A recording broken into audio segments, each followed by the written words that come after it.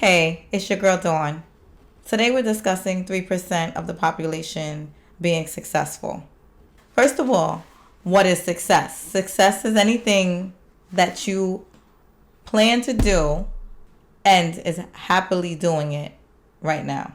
That's it. It's really simple because a lot of times we start doing stuff that we hadn't even planned to do, and years later we're looking at each other like, how did I even get here? But that's most people. Basically, people conform. When you think about it, you're like, you know what? It makes sense. Because in school, we wear the same uniform. We strive to get the same test scores, same goals. Happiness is like universal. And then we jump out of school frantically looking for a job or career because we're told to do so. We never actually get a chance to get to know ourselves. Napoleon Hill said, by the time you're 18 years old, you've been told no over 180,000 times. Technically, it makes sense because a 2-year-old, one of their first words is no, don't touch this. After a while, it starts being embedded in us. If you want to kill a big dream, tell it to a small-minded person. I told everybody at 10 years old I was going to be on TV. I had a little problem when I said that. I had a severe stuttering problem. It was a horrible experience for me.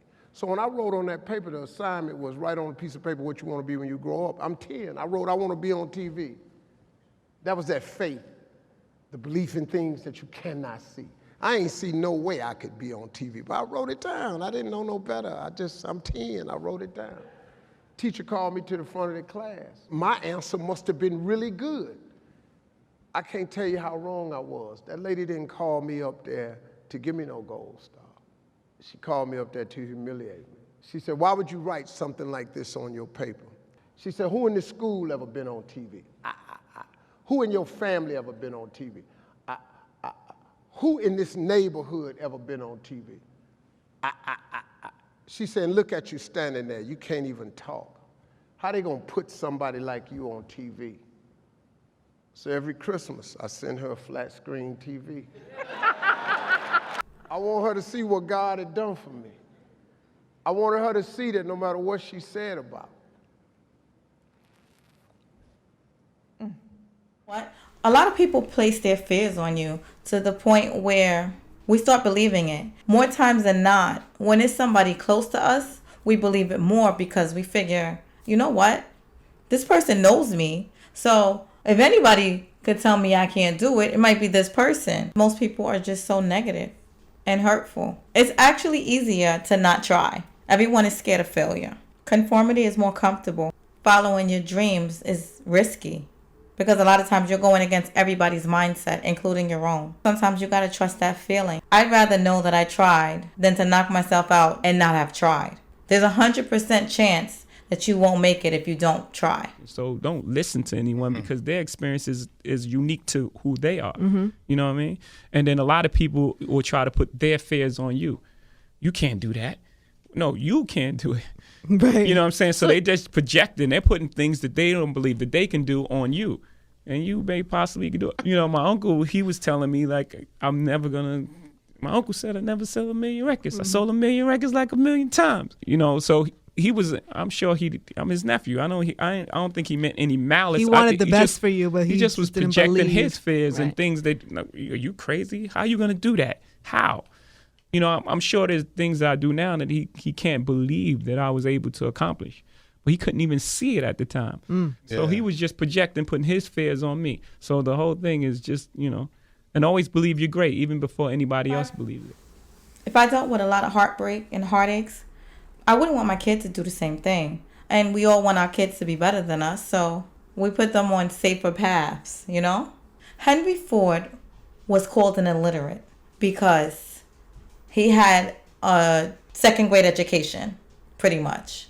But the guy owns Ford Motors, you know?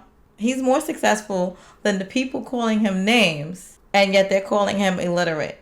Sometimes people just like to talk, or they just like to down other people because it makes them feel better. Because that's very weird. He took a newspaper that was published about him being an illiterate to court. So he actually had to stand there and prove that he was knowledgeable. They're interviewing him, and they give him a whole bunch of questions about the war and social studies questions that you would have probably had to go to school to know. Not something that he uses in his day-to-day activities to making the millions that he was making. He tried to answer questions, but he really didn't know the answer. So they're like, well, how many soldiers were used to win this war? You know, it was questions they knew would be difficult, but it wasn't really testing his knowledge. So after a while, he got tired and he's like, you know what? Screw this. I don't need to know the answer to these questions. I have the best engineers, the best scientists, and the best mathematicians. All I have to do is push a button and I have people willing to give me the answer to any question you ask. I am not going to waste my time with information not helping me in my day-to-day tasks. I got important things to do. So with that, he won his case. It just boggles me the fact that he had to prove himself to begin with. And in all his success, people still want to talk negative. So that goes to show you that people are just always going to talk. Don't let that stop you. Please don't. It's happened to so many people. Case in point. There were things that I felt, I was like, I know how to make this into a show. And it was really hard to see like that they didn't trust me. Right. And I was After like, everything that you've done. Yeah. Right. and I was like, okay.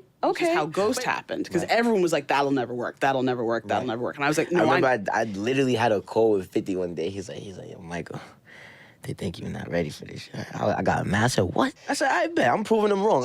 He said, no. Don't even think like that. Just listen. And look at him now. He said, just listen. Just prove me and yourself right. That's it. And I looked at it. I'm like, yeah, prove myself right. Like, I could do it, so I'm going to prove myself right. And, yeah. Most people are scared to leave their comfort zone. Support them. So there was this this general called Hernan Cortez. He is leading his troops into war. So they get to the place, right? They came by boat and they get to the place. This is so sad though. So the soldiers, they're there, and so the soldiers are there and everybody's ready to fight, right? They pull in and everything. He burns all of their ships. You know what he said? Well, there's no turning back now, so we better win. They won. He gave them a hell of incentive. Most people, when they have everything taken away from them, they release their fear. Because what are you going to lose now? You already lost everything. Now what? You might as well try. So, an amazing man that I am reading more and more about lately is Venus and Serena Williams' father. He took his kids and he enclosed them and gave them nothing but motivation, positivity, and a lot of hard work and performance. I mean, there's got to be some truth to this man because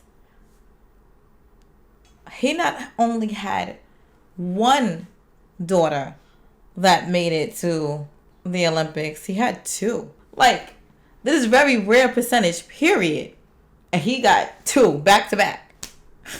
He didn't let people put the doubt in their mind. If you sit back and you ask Venus or Serena how they became so big, they'll be like, I didn't know failing was an option. And they knew they could do it. It was embedded in their minds from the time they were a child. He didn't let the real world intervene a lot. He had a plan and he stuck to it. Case in point. Did you think you could beat her? I know I can beat her. You know you can beat her. Very confident. I'm very confident. You say it so easily. Why? Because I believe it. Cut right here, if you don't mind. And let me tell you what. What she said it with so much confidence the first time. But if you keep going on and on, Listen, we can't keep interrupting. I mean, if you want... you got to understand that you're dealing with an image of a 14-year-old child. And this child gonna be out there playing when your old ass and me gonna be in the grave. When she say something, we done told you what's happening. You dealing with a little black kid, and let her be a kid. She done answered it with a lot of confidence. Leave that alone. What? It's weird. It's like when you make a goal, you got to prove yourself over and over and over again. There's so much doubt out here. Earl Nightingale and other philosophers are right. The 3% is not in our immediate circle. So the way they think, we're out of touch with it. But we think like everyone else that doesn't try and that's scared. And when you're different, your feelings get hurt. Your dreams get squashed. A saying I like by Les Brown is, shoot for the moon. Because if you miss, you'll still land amongst the stars. If you like this video or had as much fun as I did, like, subscribe, and share. Have a great one.